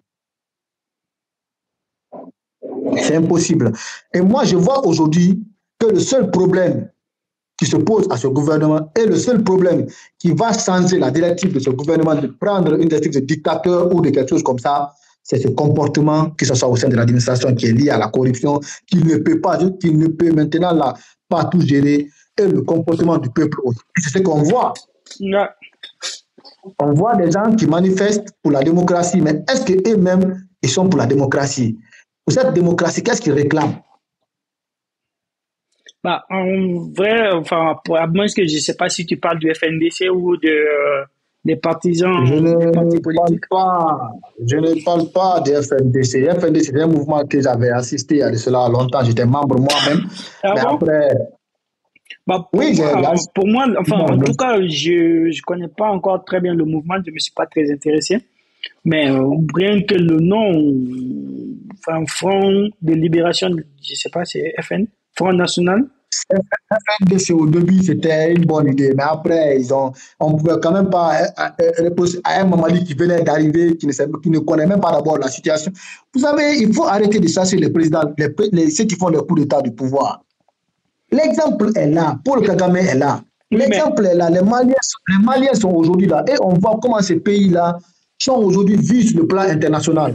donc, Donc, de ce côté, ton avis sur, enfin, pour faire un peu vite, parce bon, qu'après, finalement, mon avis sur le président Mamadi est que les Guinéens lui donnent la chance et le temps de mettre en place,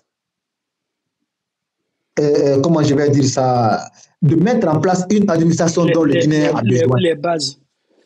Les bases. Et ça, D'accord. on ne peut le faire dans la démocratie. Et ça, On ne peut le faire. On ne peut le faire avec les élections, avec un président qui va venir. Et il y a d'abord qui est là d'abord qui peut faire l'affaire de la Guinée? et toi, Qui? bah, je sais pas, il y a Selou, il y a Kouyaté, il y a d'autres partis politiques. Il y a Sidia, il y a d'autres. Il y a même, enfin, l'autre, le jeune, Aliou. Aliouba. Il y a Aliou, il y a les gars, il y a l'autre aussi de Corniche là. Il n'y a pas de Bah, en tout problème. cas, tel que maintenant, s'il y avait des élections, le président, c'est lui, il a Vous des savez, chances de remporter les élections. on a besoin d'une élection. On a Ouais. besoin d'une élection. Comme, vous savez, qu'est-ce qui a posé le problème à Alpha Condé pour l'affaire de constitution? C'est parce qu'il était déjà président élu. Et puis il a voulu changer. On m'a dit qu'il n'est pas élu, qu'il est venu avec un coup d'État. Même si lui, il change maintenant, personne ne va dire qu'il est venu pour s'installer ou des trucs comme ça. Là. Donnons-lui le temps.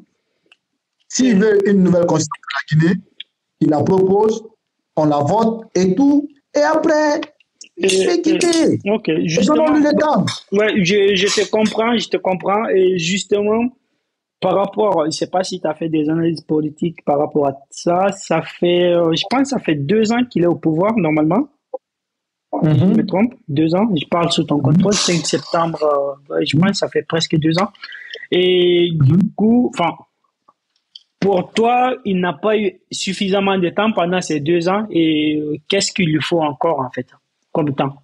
Euh, il n'a pas eu suffisamment de temps parce que n'oublions pas que nous avons besoin d'abord d'une grande campagne de réconciliation. Le Guinée n'est pas réconcilié.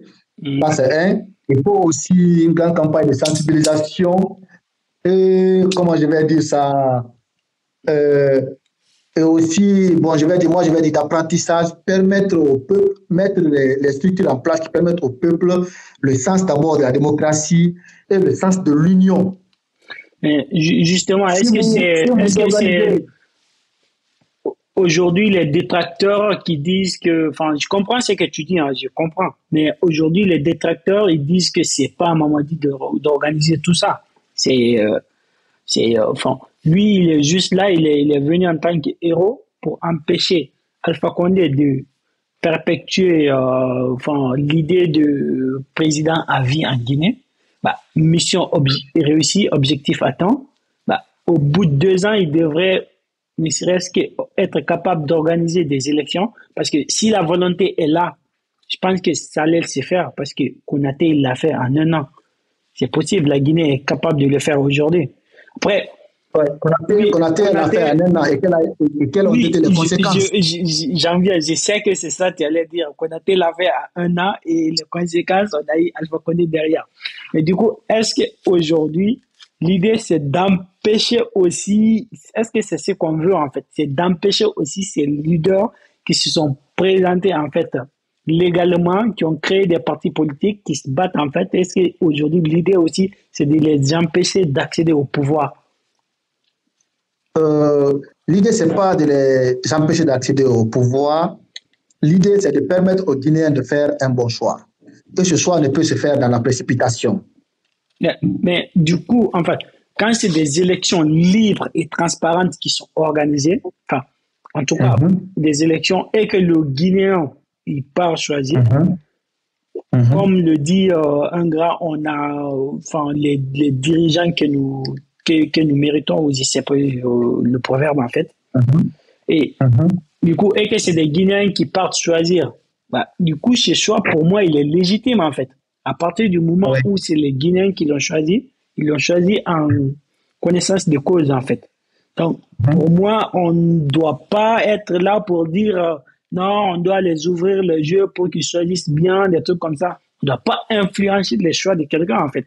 À partir du moment où la personne veut choisir telle personne, il n'y a pas à dire que c'est vrai que mettre en place des bonnes structures, organiser des bonnes élections, faire en sorte que ce soit transparent et truc. Et Mamadi Doumbouya, je comprends aussi, hein, franchement, tu viens dans un coup d'État, tu te fais des ennemis, t'as des détracteurs et tout. Il faudrait qu'ils se mettent en place, ne serait-ce que même pour sa sécurité, quand il part, pour ne pas avoir des problèmes après. On l'a vu avec Sanogo qui est venu au pouvoir et qui a décidé de le rendre très tôt, de se débarrasser de la chose. Bah, il est resté en prison pendant combien de temps? Et si je ne m'abuse, il est encore en prison jusqu'à présent. Et du coup, je comprends en fait. Mais l'objectif aussi, c'est pas de se transformer en dictateur en fait. Parce que Alpha Condé, il avait fait un an après, non? Et quand il a fait son troisième mandat, il avait fait un an. Et du coup, bah, on m'a dit, ça fait 2 ans, donc ça fait 3 ans. Et c'était un mandat de 5 ans. Donc, techniquement, il reste 2 ans. Et à la fin, je me rappelle d'ailleurs que dès qu'il y avait eu le coup d'État, c'est Loudala et ses autres leaders, ils étaient les premiers à acclamer. Au fait, je me dis, ça, c'est une question qui doit venir. Mais moi, j'aimerais vous demander d'abord, vous parlez un peu, d'abord j'aimerais que parce que j'ai 2 questions successives comme ça, j'aimerais que vous me répondiez tic au tac un peu. Oui. Il y a eu combien d'élections transparentes en Guinée?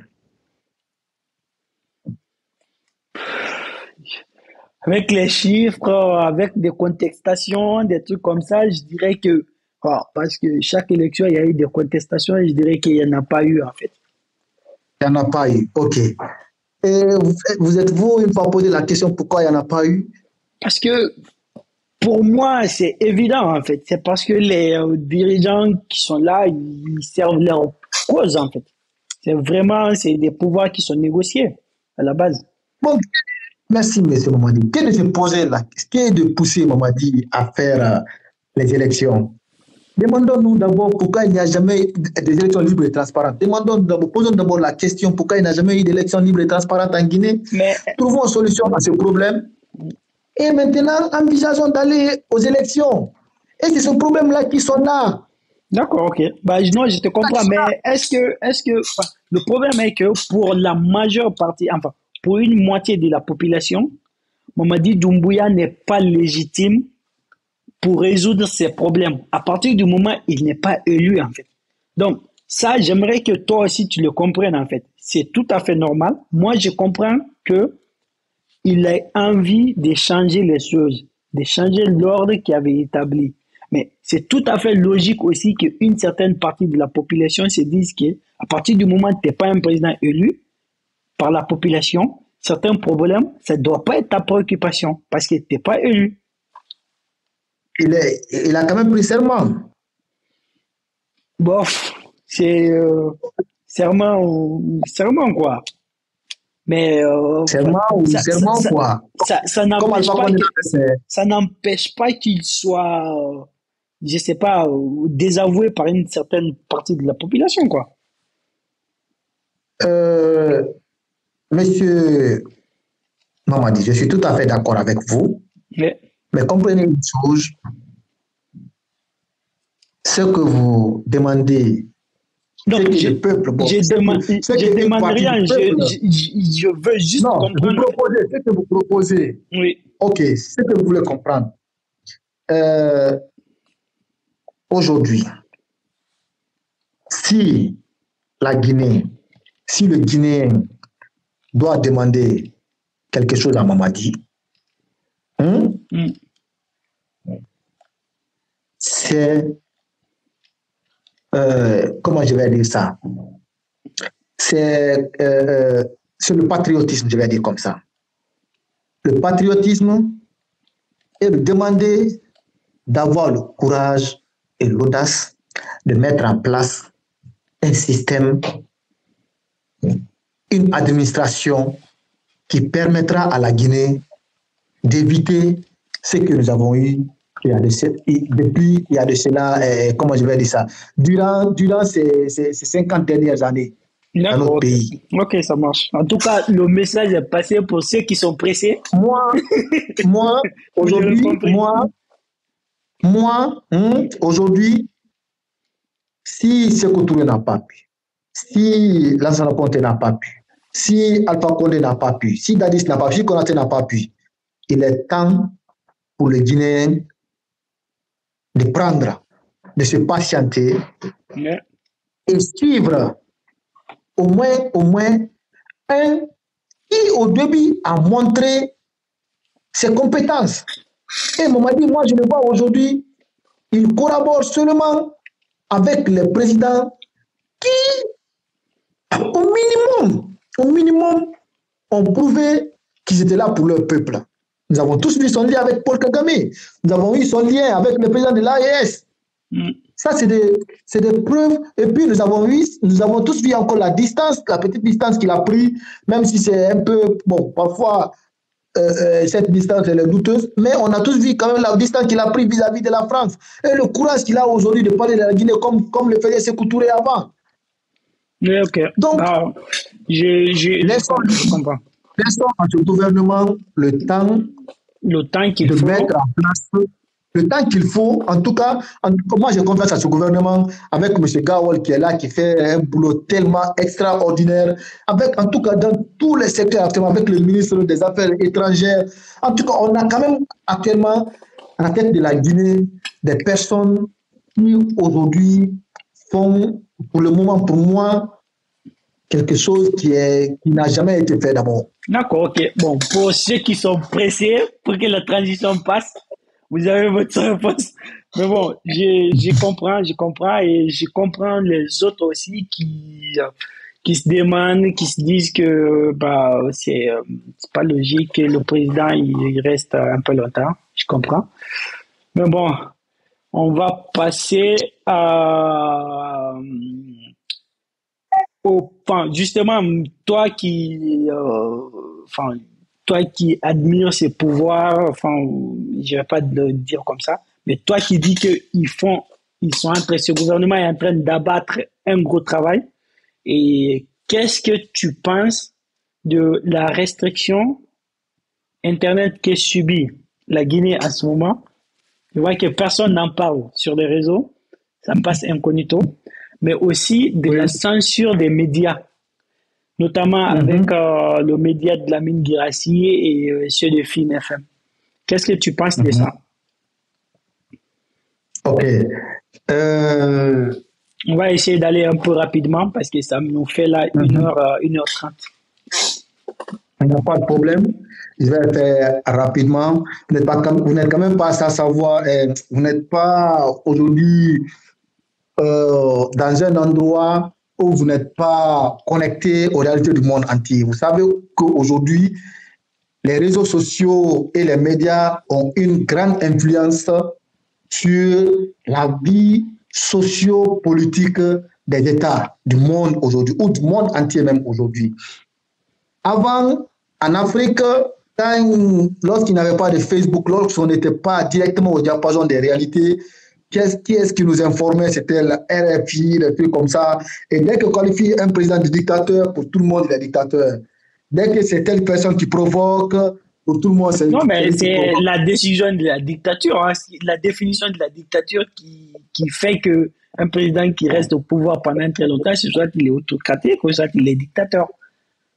Non, je vous suis. Mais pour vous, je vous ai demandé tout à l'heure, qu'est-ce qu'est un dictateur? Pour vous, un dictateur, c'est qui? C'est quoi un dictateur? Bah, pour moi, un dictateur, c'est quelqu'un déjà qui fait tout, qui passe par tous les magouilles, en fait, qui sont pas légitimes pour se maintenir au pouvoir, en fait. Pour se maintenir au pouvoir. Oui. OK. Ouais, ça, c'est peut-être votre définition d'un dictateur. Moi, je vous dirais que d'abord, avant tout, un dictateur est celui qui, dans sa tête, d'abord, c'est son État. toutes les grandes personnalités qu'on a qualifiées de dictateurs, par exemple, Adolf Hitler. Vous allez beau le qualifier de dictateur, mais vous allez reconnaître en lui qu'il a quand même été le premier à mettre l'autoroute ici en Allemagne. Vous allez quand même reconnaître en lui que c'est avec lui, après la Première Guerre mondiale, qui a permis à l'Allemagne de se relever dans un intervalle de quelque chose Non, mais de 20 ans. on va venir sur la mine parce que moi, Hitler, c'est un sujet un peu, j'ai pas trop envie d'en parler. Non, je ne parle pas de ça. Est-ce que vous comprenez? Je reconnais son parti criminel. Est-ce que vous comprenez? Mais je vais quand même vous dire, je n'identifie pas ceux qu'on appelle des dictateurs en Afrique à ces derniers. Jamais. Mais je vais juste parler du bien. C'est pourquoi je me suis focalisé seulement sur ces bienfaits. On a qualifié ce côté des dictateurs en Guinée. Qu'est-ce qu'il a fait des dictateurs? Aujourd'hui, nous voyons que ce monsieur ne se battait que pour la Guinée et que cela ne plaisait pas à ses détracteurs. De vous à moi. Vous voyez, il y a de ces choses qu'on ne voit qu'aujourd'hui. En tout cas, vous ne verrez aucun panafricaniste qui traitera Sékou Touré de mauvais. Non, ça c'est sûr. Ça c'est sûr. Et tout le monde est d'accord aujourd'hui que les panafricanistes sont les personnes, comment je vais dire ça, les personnalités politiques ou les personnes qui ont vraiment de l'amour ou qui veulent vraiment voir l'Afrique de l'avant. Donc, closons ce débat et restons un peu dans le cadre. Justement, par rapport à la restriction Internet et le fait que les médias ils sont censurés. Qu'est-ce que tu en penses? Tu penses que c'est tout à fait normal ou c'est vraiment une dérive quand même sur ce côté? Parce qu'il n'y a pas de régime quand même sain qui fait rien de mal, quoi. J'aime toujours mettre les choses dans leur contexte. La restriction, c'est pas en Guinée, ça commence même en Europe ici, il y a des restrictions. Oui, mais du coup, c'est pas parce que ça s'est passé, c'est pas parce qu'il y a eu un génocide d'ailleurs qu'on va faire la même chose. Des fois, il y a des trucs, quand c'est des bêtises, on ne va pas les copier quand même. Oui, mais attendez, moi je vous explique d'abord. C'est pourquoi j'ai commencé par vous faire comprendre que les réseaux sociaux, les médias jouent aujourd'hui un grand rôle dans la vie politique des États. Oui. Ok. Prenons maintenant la Guinée, parce que c'est de la Guinée il s'agit.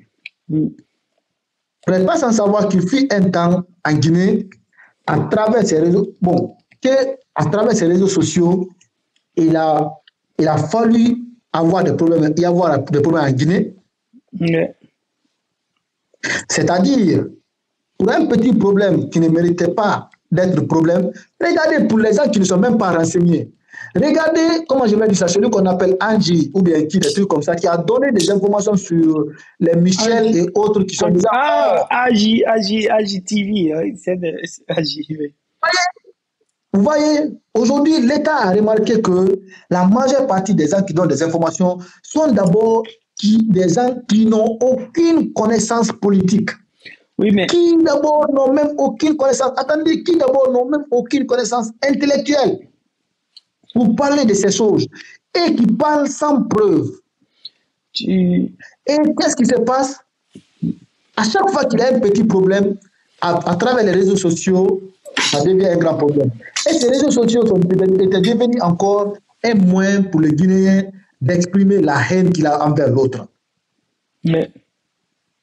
Accompagné par ces médias aussi. Tu sais, en Occident ici, vous savez, pendant la guerre d'Ukraine, il y a eu combien de télé et de radios qui ont été fermées en Europe ici parce qu'ils ne défendaient pas la cause de l'Occident. Il y en a eu. Oui, mais justement, c'est ce que j'ai dit en fait.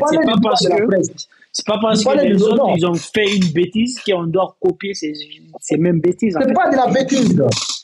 C'est pas de la bêtise. Comprenez quelque chose. Pour moi, empêcher les autres qui ne partagent pas les mêmes idées que nous de parler, c'est une bêtise quand même. Non, je ne vois pas ça comme une bêtise. Attendez, on parle de, comment je vais dire ça? On parle de liberté. Mais ceux qui parlent de liberté sont les mêmes qui parlent de libertinage.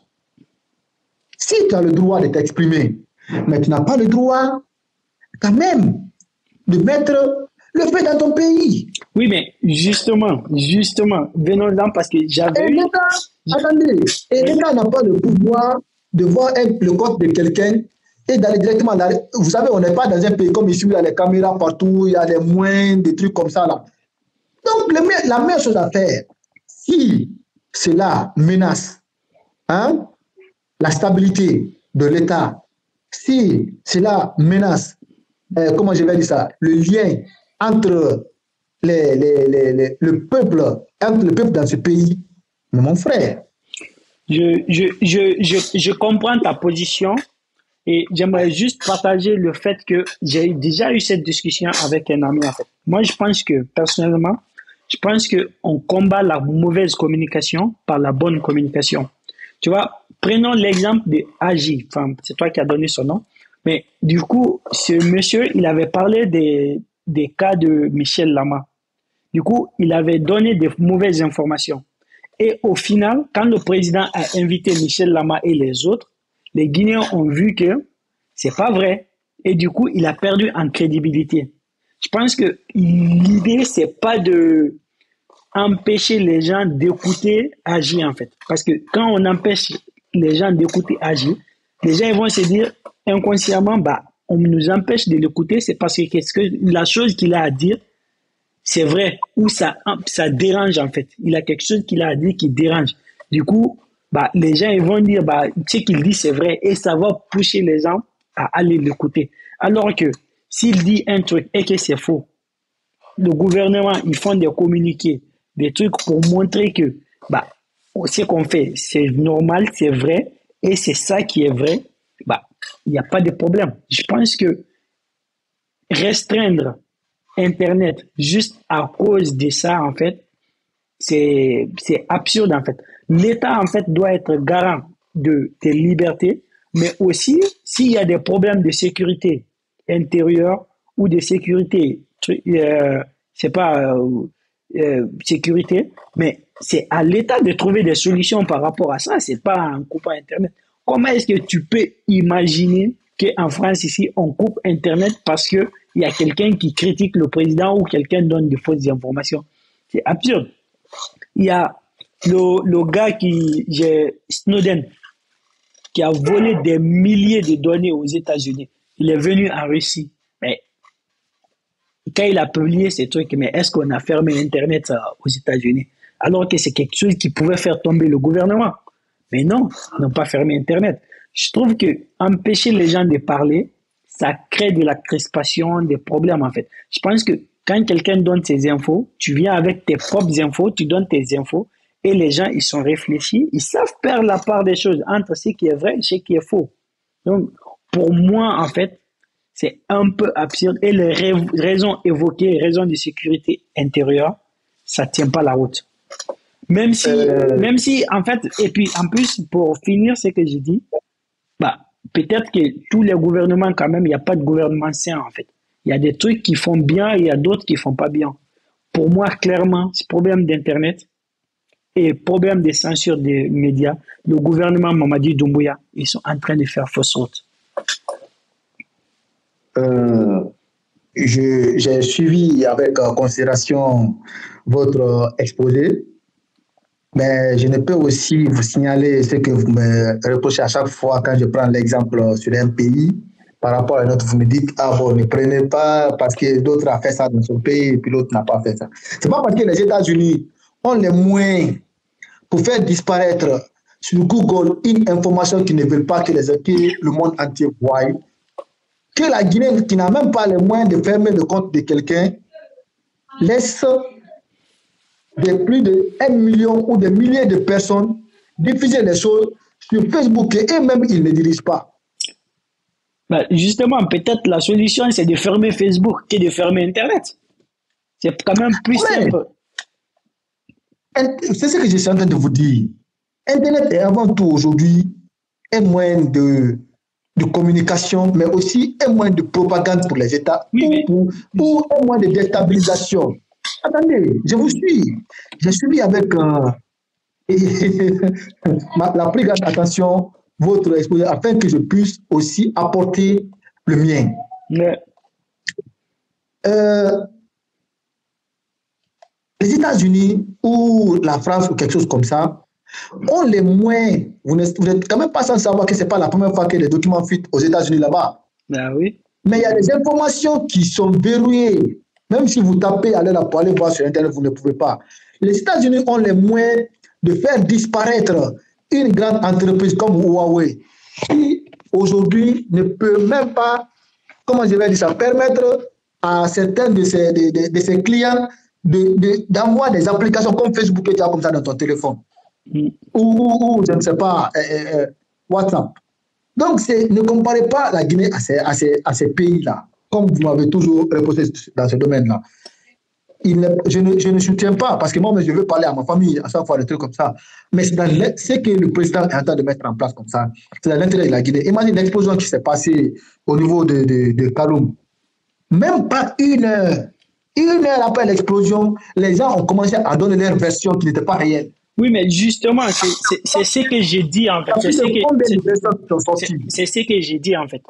Tu vois, une heure après, le gouvernement n'avait toujours pas donné des raisons ou des faits de communiquer. Parce que le gouvernement ne parle pas sans preuve.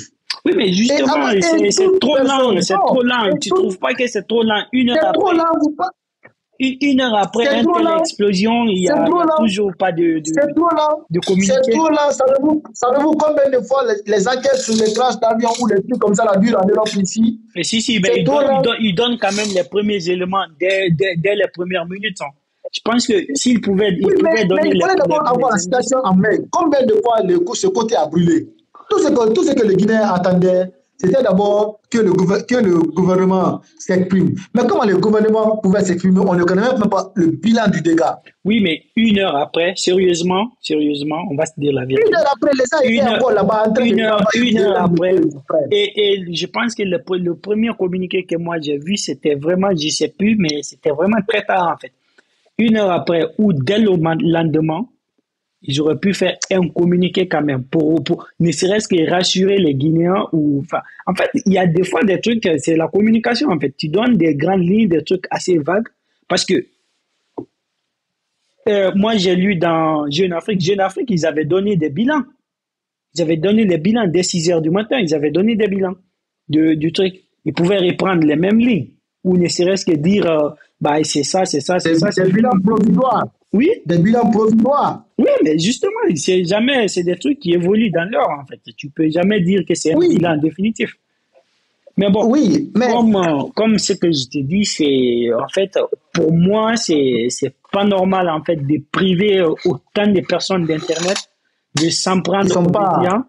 Et s'ils le font, ils sont pas privés, c'est une manière d'apprendre au peuple de Guinée d'utiliser Internet en faveur de la Guinée. Oui, mais justement, en fait, c'est pas parce que tu as 2, 3, 4 personnes qui utilisent mal Internet, en fait. Je pense que, tu vois, disons que, j'ai pas envie de prendre l'exemple sur la France, mais bon, tu vas encore me dire que c'est ça. Mais disons que quand tu prends les médias occidentaux avec la France, en fait, récemment, quand tu as un média où ils vont même pas sanctionner le média, en fait. Ils vont sanctionner l'émission. Quand tu as une émission qui fait des dérapages sur la politique, sur une personne, des trucs comme ça, on lui met des amendes.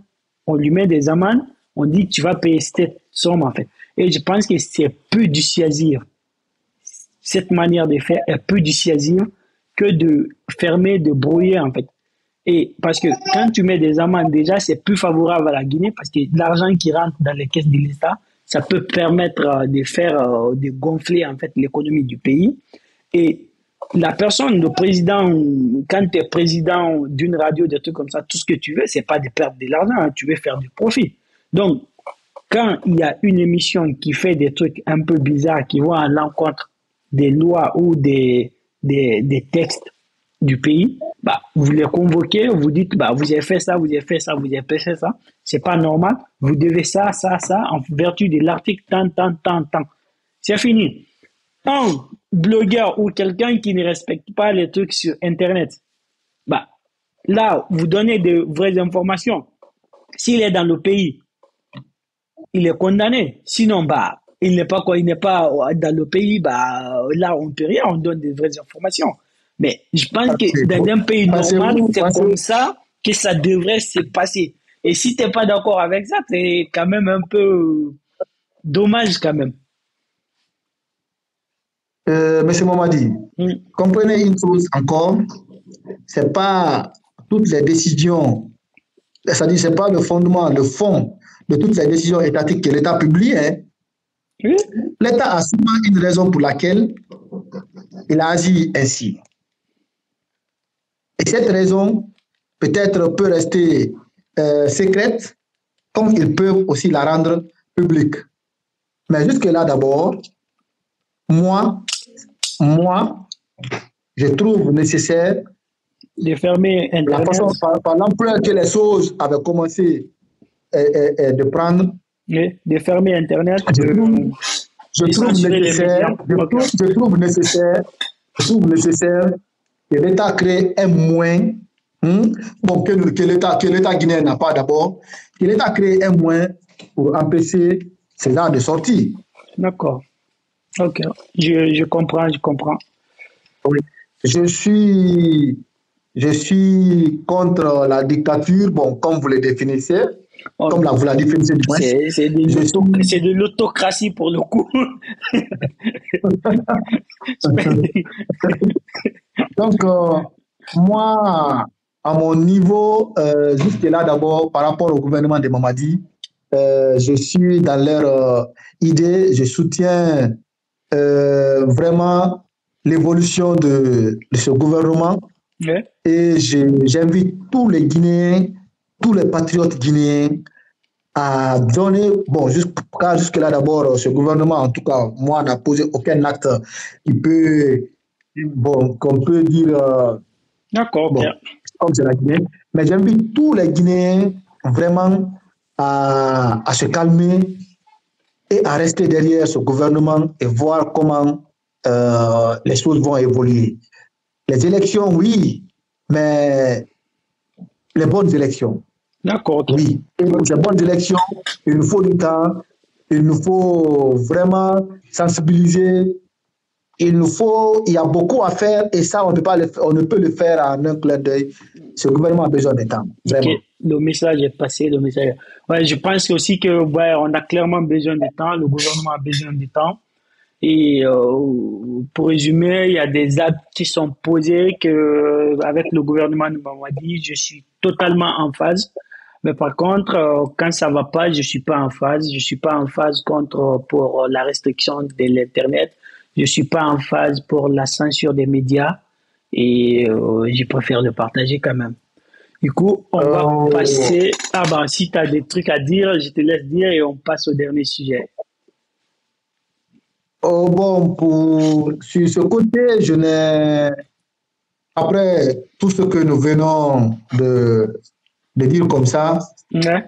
mon message, bon, je ne sais pas si on est à la fin, mais Non, si vous voulez que oui, oui, si pour si l'actualité c'est la fin de politique, la tu phase, peux donner un non, message de fin, oui, si tu veux. ok. J'aimerais m'adresser ici à la population ou à la jeunesse guinéenne en particulier et celle africaine en général. Nous sommes aujourd'hui dans un monde où rien n'est caché, où nous avons, si nous voulons, accès à tout ce que nous voulons comme information. Euh, personne n'est aujourd'hui, personne ne peut dire aujourd'hui qu'elle n'est pas, bon, qu'elle ne voit pas réellement comment la politique dans le monde se passe. En ce qui concerne la jeunesse africaine, il est temps pour nous, à notre tour, de nous intéresser à la politique. Nous intéresser à la politique, mais aussi quelle politique? Une politique qui a pour objectif de défendre les intérêts des Africains. Nous avons vu comment ça se passe aujourd'hui au niveau de l'Europe, au niveau des États-Unis, au niveau de la Russie, de l'Asie et tout. tous les dirigeants aujourd'hui se sont donnés pour objectif, je vais dire comme ça, de défendre leur nation. Ce que nous ne savions pas avant. Parce que nous étions nous étions sur un continent où nous n'avions pas accès à toutes les informations. Aujourd'hui, nous avons Facebook, nous avons Twitter, nous avons tout à notre disposition. Oui, nous pouvons nous amuser, mais il est temps que nous commençons à penser africain. D'accord, ok. Le message est passé. Merci à toi. Et j'invite aussi. Attendez, sur le plan culturel, je n'invite pas la population, comme le peuple africain ou la jeunesse africaine à changer de convictions religieuses ou pas, mais je vous invite à lire et à comprendre toutes les publications que les Kamites font. Apportez votre soutien, aussi apportez votre analyse parce que c'est bon pour nous et nous avons besoin de ça. Nous sommes ouverts à tous les débats, à tout débat contre tout le monde. Là, c'est le Kevin qui parle. Nous vous invitons aussi à aller lire les pages Kamit. Peut-être cela arrivera à vous donner quelques idées sur ce que vous ne savez pas sur la culture africaine. D'accord, ok, merci. Le message est passé. En tout cas, très bon échange avec toi. On aurait pu parler des CAN sur l'élimination de la Guinée, avis général de la CAN, mais bon. Je pense qu'on aura l'occasion une prochaine fois d'en discuter.